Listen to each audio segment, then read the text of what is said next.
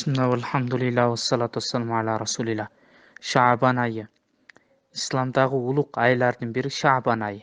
Чындыгында бул өтө улуу фазилеттүү ай. Бул айдын фазилети мындайча.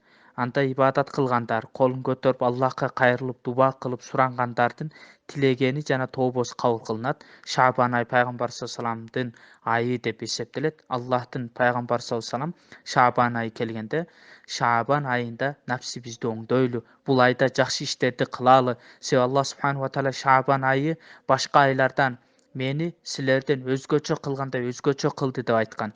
Аалымдардын бирөөсү Ражаб айы денени, Шаабан айы жүрөктү, Рамазан айы болсо рухту тазалайт. Эгерде Ражаб айында дене, Шаабан айында жүрөк тазаланбаса, анда кантип Рамазан айында рух тазаланат деп айткан.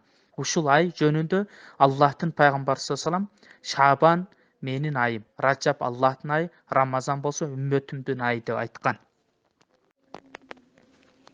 Шаабан айында орозо тутуу. Бул айда пайгамбар саллам орозону көп туткан жана Куранды көп окуп, дуаларды көп кылган. Пайгамбар салламдан эмне үчүн орозону көп тутасыз, кармайсыз деп сурашканда ал эгер каза болуп калсам орозо акыбалда Аллахтын алдына барышты каалайм деп жооп берген.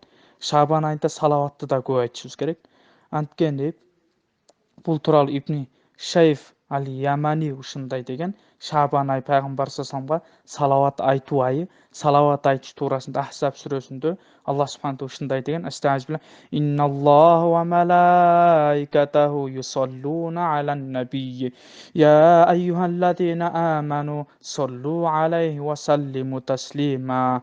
Мааниси котормосу: албетте Аллах жана анын периштелери пайгамбарыбызга салават салам айтышат. О ыйман келтиргенде силер да ага көп салават саламдарды айткыла деген. Ахзаб сүрөсүнүн 56-аятында. Ошондуктан бул айда көптөгөн мусулман туугандар нафил орозолорду кармашат жана салаваттарды айтышат. Ошондой эле ибадаттарды аткарышат, дуаларды да кылышат. Шаабан айда Куран окуу, Аллахтын элчиси саллам ушундай деген: Шаабан ай, о Роббим, мени эки улуг айдын ортосуна койдуң.